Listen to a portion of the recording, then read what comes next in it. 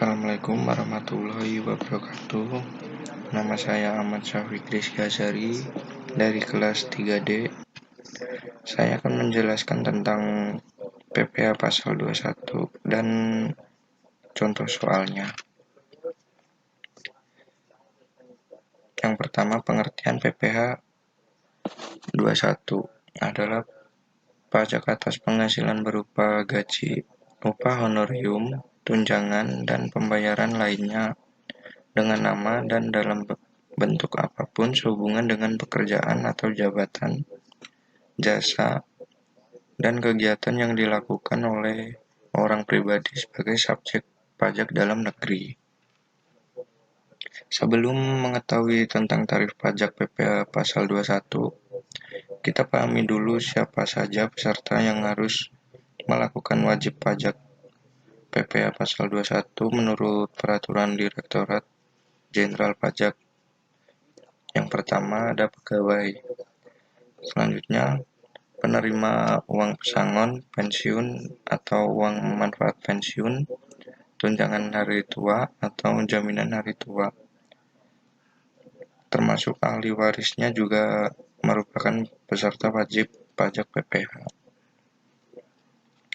Yang ketiga, wajib pajak PPH 21 kategori bukan pegawai yang menerima atau memperoleh penghasilan sehubungan dengan pemberian jasa meliputi tenaga ahli yang melakukan pekerjaan bebas yang terdiri dari pengacara, akuntan, arsitek, dokter, konsultan, notaris, penilai, dan aktuaris. Yang keempat, wajib pajak yang menerima atau memperoleh penghasilan sehubungan dengan keikutsertaannya dalam suatu kegiatan, antara lain peserta rapat, konferensi, sidang, pertemuan, atau kunjungan kerja. Selanjutnya, anggota Dewan Komisaris atau Dewan Pengawas tidak merangkap sebagai pegawai tetap pada perusahaan yang sama. Yang keenam, ada mantan pegawai. Dan yang terakhir, wajib pajak PPH pasal 21 kategori peserta kegiatan yang menerima atau memperoleh penghasilan sehubungan dengan keikutsertaannya dalam suatu kegiatan.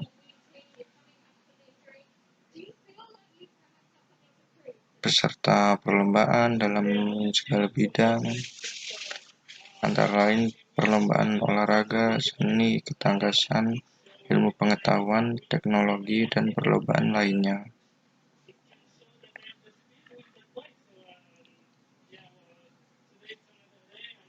Sebelum menentukan berapa tarif PPH 21 yang harus dibayar karyawan, kalian harus mengetahui berapa PKP atau penghasilan kena pajak PPH 21.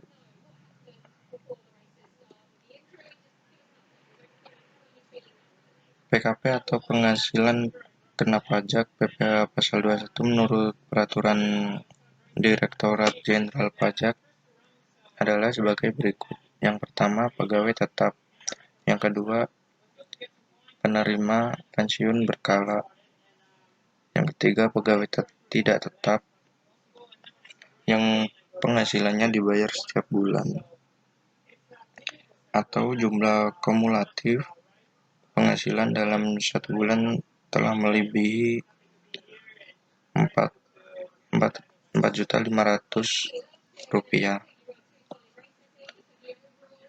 Yang keempat, bukan pegawai yang penghasilannya bersifat berkesinambungan. Menurut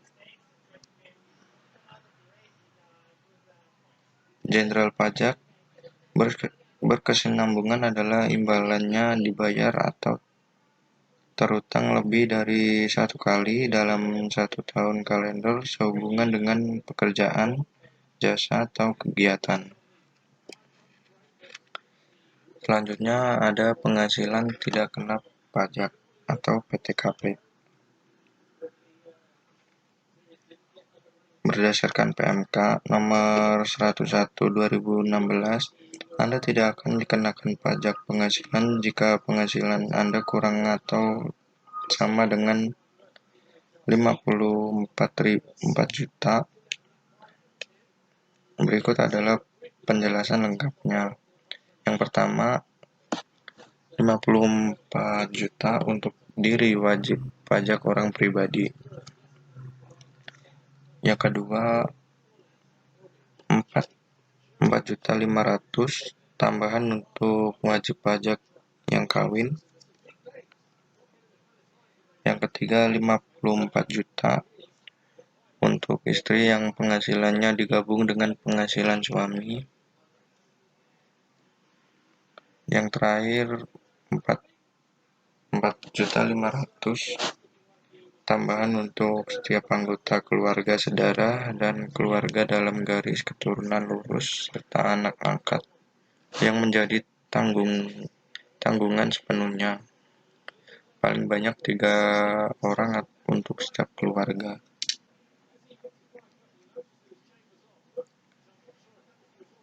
Sesuai dengan pasal 17 ayat 1 tarif pajak penghasilan pribadi perhitungannya dengan menggunakan tarif progresif sebagai berikut.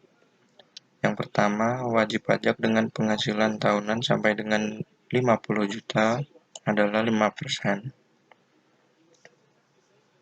Yang kedua, wajib pajak dengan penghasilan tahunan di atas 50 juta sampai dengan 250 juta adalah 15%. Berikutnya, wajib pajak dengan penghasilan tahunan di atas 250 juta sampai dengan 500 juta adalah 25%. Berikutnya, wajib pajak dengan penghasilan tahunan di atas 500 juta adalah 30%. Lanjut, untuk wajib pajak yang tidak memiliki NPWP dikenai tarif 20% lebih tinggi karena mereka yang memiliki NPWP. Lanjut ke contoh soal PPh 21. Pegawai tetap dengan uang lembur.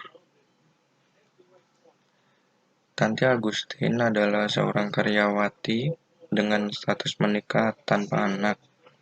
Bekerja pada PT Dharma Utama dengan gaji sebulan sebesar 8.500.000. Tanti Agustin membayar iuran pensiun ke dana pensiun yang pendiriannya telah disahkan oleh Menteri Keuangan sebesar 50.000 sebulan. Berdasarkan surat keterangan dari pemerintah daerah atau Pemda tempat Tanti Agustin berdomisili yang diserahkan kepada pemberi kerja, diketahui bahwa suaminya tidak mempunyai penghasilan apapun. Pada bulan Juli 2016, selain menerima pembayaran gaji, juga menerima pembayaran atas lembur atau overtime sebesar 2 juta. Perhitungan PPh pasal 21 bulan Juli 2016 adalah sebagai berikut. Baik, yang pertama kita harus menghitung penghasilan per bulan Tanti Agustin dengan cara gaji sebesar 8.500.000 ditambah lembur sebesar 2 juta. Kemudian ketemu penghasilan bruto sebesar 10.500.000. Nah, kemudian dikurangkan dengan biaya jabatan 15% dikali 10.500.000 adalah sebesar 525.000 dan iuran pensiun sebesar 50.000. Kemudian setelah dikurangkan akan ketemu penghasilan neto selama sebulan sebesar 9.925.000. Penghasilan neto setahun adalah 12 dikali 9.925.000 adalah 119.100.000. PTKP setahun untuk wajib pajak sendiri adalah sebesar 54 juta, dan karena Tanti Agustin sudah menikah, maka tambahannya adalah sebesar 4.500.000. Kemudian dikurangkan, maka akan ketemu penghasilan kena pajak setahun sebesar 60.600.000. PPh pasal 21 terutang 5% dikali 50 juta adalah sebesar 2.500.000, dan 15% dikali 10.600.000 adalah sebesar 1.590.000. Maka hasilnya 4.090.000. PPh pasal 21 bulan Januari 4.090.000 dibagi 12, maka hasilnya adalah sebesar 340.833 rupiah. Catatan, karena suami Tanti Agustin tidak menerima atau memperoleh penghasilan, besarnya PTKP Tanti Agustin adalah PTKP untuk dirinya sendiri, ditambah PTKP untuk status kawin. Demikian yang bisa saya sampaikan, kurang lebihnya mohon maaf. Wassalamualaikum warahmatullahi wabarakatuh.